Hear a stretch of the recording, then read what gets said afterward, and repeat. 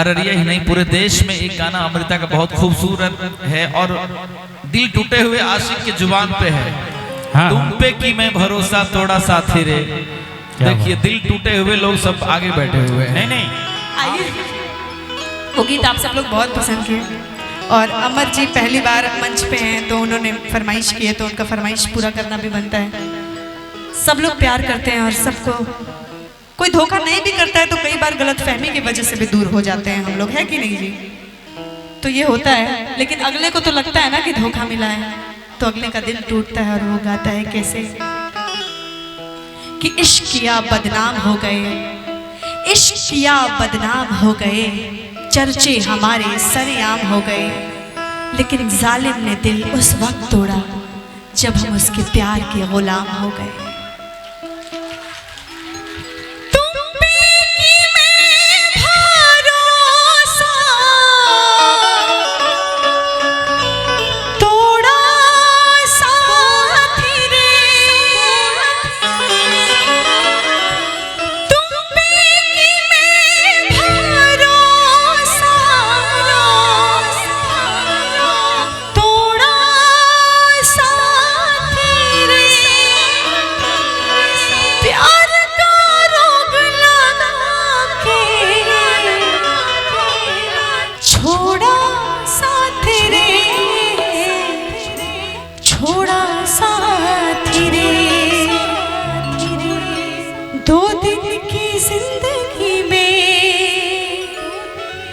जीना मुझे सिखाया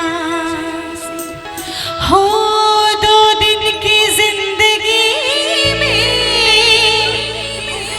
जीना मुझे सिखाया, जीना मुझे सिखाया। बेहोश में पड़ी नजर न मोड़ा साथी रे, प्यार का रोग लगा के छोड़ा साथी रे, छोड़ा साथी रे।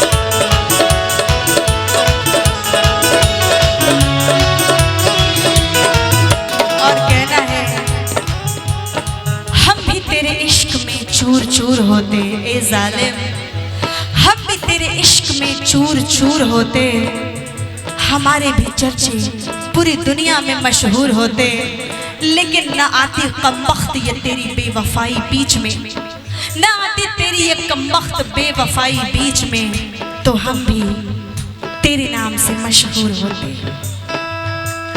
दिल मेरा है ये कहता तू चंदा में चकोरी, दिल मेरा है ये कहता तू चंदा में चकोरी, दिल मेरा है ये कहता तू चंदा में चकोरी, तू चंदा में चकोरी।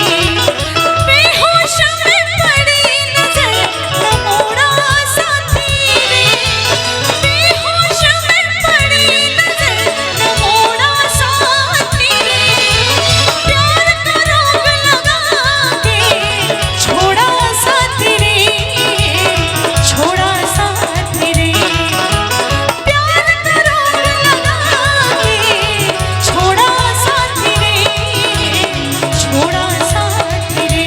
कहीं हो न जाए शरारत किसी से, निगाहें न कर ले बगावत किसी से, बगावत किसी से। दुपट्टा सरक रहा है, मेरा दिल धड़क रहा है, दुपट्टा सरक रहा है, मेरा दिल धड़क रहा है।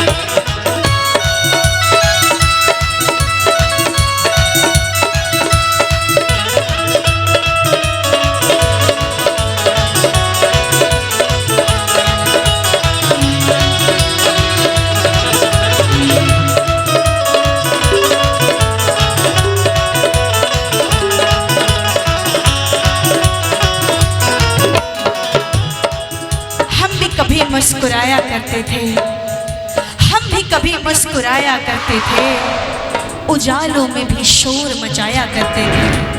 हम भी कभी मुस्कुराया करते थे, उजालों में भी शोर मचाया करते थे, मगर उसी दिए ने जला दिया हमारा हाथ, जिस दिए को हम हवाओं से बचाया करते थे। 2 दिन की